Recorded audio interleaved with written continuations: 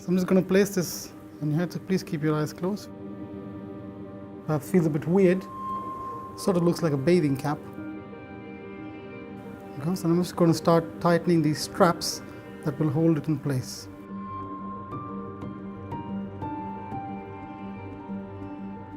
What we're doing here is taking the science of consciousness and building tools that we can use at the bedside to assess patients after brain injury, to have a better estimate of how conscious they might be, even if they can't express that in their behavior.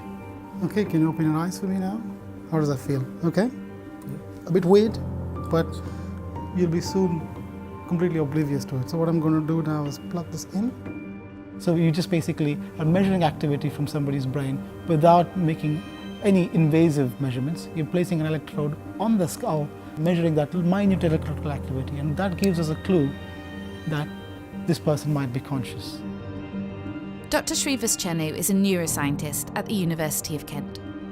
He has devised a technique which aims to uncover the true level of brain activity in patients believed to be in vegetative or minimally conscious states. Kostas is a healthy subject demonstrating how the technique works.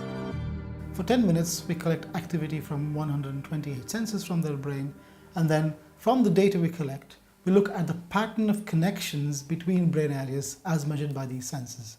And it turns out that in the healthy young adult brain, the strongest connections tend to be between frontal and parietal areas, areas at the front of the brain and the back of the brain. And we know from a lot of neuroscience that these are the areas that sustain consciousness in the healthy brain. And there's exactly what you see here, this Mohawk, as I'd like to call it, of connections that are strongest between those front and back areas. Those arcs indicate the strength of the connections. If you compare that to the next image, this is of a patient who is in a so-called vegetative state. And what you see is a dramatic loss of those connections compared to the healthy brain, where there are far fewer connections and also much weaker when they are there. In the third image, now you can see patients who has behaviorally the same profile as the previous patient. In this patient too, there is no evidence at the bedside that we can measure that indicates any awareness. They score the same on any clinical test, and for all intents and purposes, they look like they're in a vegetative state. But if you measure the brain activity with the technique we've just shown, they produce this rich and detailed Mohawk-like connectivity that is very similar to that seen in a healthy adult. In the UK, there is estimated to be up to 24,000 people in a vegetative or semi-conscious state. This means that although at times the patient seems awake, they have either limited awareness or no awareness of themselves or their environment. At present, the only way medical consultants can assess brain activity in a patient is to complete behavioural tests. Dr. Chenu's technique approaches this assessment in a new way, by assessing the brain itself. What we do know from a lot of neuroscience of consciousness is that these brain areas, what we call the frontoparietal cortex, they have key areas that seem to connect with each other, that seem to be talking to each other when people report having a sense of self, having a sense of experiencing the fact that they are there. And what turns out to be the case is that there are some patients in whom, though they have no evidence of behavior, you can see activity potentially coming from those brain areas registering on the EEG signal.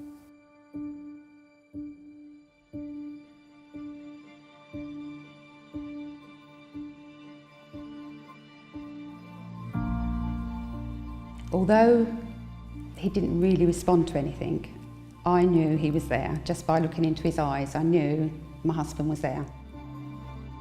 Because he was in the low awareness state, sometimes his responses, like I would say to him, look at me, and I'd move. And it could be 2 minutes later, 3 minutes later, and his eyes would move. And that's when I thought, he's there. We had a telephone call at about 10:30 at night, saying that Ruth had gone into had some sort of heart. seizure or whatever. Yes. It was actually cardiac arrest. Nobody actually said to us that Ruth would not recover. Often the first thing they want to know is, are they going to improve? Are they going to get better? Is there anything you can do? What can we do to make things better? Assessing brain activity is not a new practice, but until now it has never been assessed at the bedside so easily. A previous technique breakthrough came when patients were assessed in an MRI machine while being asked to imagine playing tennis. When we imagine doing some sort of physical kinesthetic action, there's a particular bit of your brain that lights up in an MRI scanner, and that's called the supplementary motor area. And by measuring activity there, we're demonstrating that even if this patient can't actually play tennis, they are well able to imagine that action on demand. And that's why that task became really popular as a means to assess what we would now call hidden awareness or covert awareness that isn't expressed at the bedside. The areas of the brain that sort of create an awareness of one's own self, that create an awareness of the fact that somebody's asking you to do something and then enable you to actually perform that task, those are the brain areas that we're measuring activity from with EEG. By doing that, what we're trying to do is assess patients more easily. We don't have to ask them to do something, and also we can do it at the bedside, because remember, with the tennis you need an MRI scanner, which is very expensive, and most patients can't go in one. And what's more, many patients might be unable to understand instructions because of aphasia, so damage to the language areas, so might not be able to play tennis, might still be conscious. So what we're trying to do with this task, the simple assessment with EEG, is to just ask them to be at rest and measure the brain activity during that time. Headway House is a centre for patients who have suffered from a brain injury. These patients are now free from life support interventions and are working towards as full a recovery as possible. Dr. Chenu has been invited to talk about his research and meet those with a first-hand experience of an unresponsive wakefulness. I went out one Christmas, went to a pub. A friend of mine got a fiberglass sports car for Christmas. He said, if you're still here when I get back, I'll give you a lift home. So he came back, I suppose about 10 minutes before the pub closed. We had one more drink and then he drove me home. And my 15-minute cycle journey lasted about 6 months. He lost control going up a hill and hit a telegraph pole. Neither of us wearing seat belts, but they weren't obligatory then. As I come out of the dashboard, I caught a glancing blow on the telegraph pole, which caused all damage on the left-hand side. Got to hospital, they called in my parents. Apparently, I said I'm very, very sorry to my parents, and then didn't know another thing for about 4 weeks. During that 4 weeks, I had some very, very interesting experiences within my own mind. Some of the patients we see who have what we call severe brain injury, much more severe, don't necessarily wake up as quickly as you have, right? And that's a challenge that is particularly problematic in a hospital, where doctors are trying to understand how much brain injury there is, what chances are for recovery. So what we have tried to do is try and understand what we know about consciousness and the brain tell us about how much recovery is possible, how long it's going to take, etc., etc. It's likely that these patients are conscious, but they're not conscious in the way that you might experience consciousness. And that's the most remarkable thing, that you can have consciousness, as you perceive it, in the absence of memory. Although that's another interesting thing. Right. Do we actually exist without memory? Very good question. This is really getting Yeah, sorry, philosophical. it's getting Quite early, isn't it? These are hard questions, right? What is consciousness without memory? The aim of being here today is for us to, first of all, understand the experiences of patients who've been through brain injury but are now able to tell us what it was like. But also for us to be able to explain the science to them and inform the general public and inform patients about what's possible. Informing the public on scientific advancements is obviously very important, as is the accurate reporting of cases which feature brain injury by the media. The generic word coma is used a lot in the media. It's nice and short for headlines. Everyone thinks they understand what a coma is. Professor Jenny Kitzinger is the co-director of the Coma and Disorders of Consciousness Research Centre.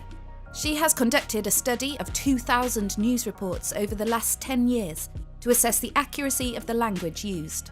The term vegetative may be less likely to be used, and the term minimally conscious even less likely.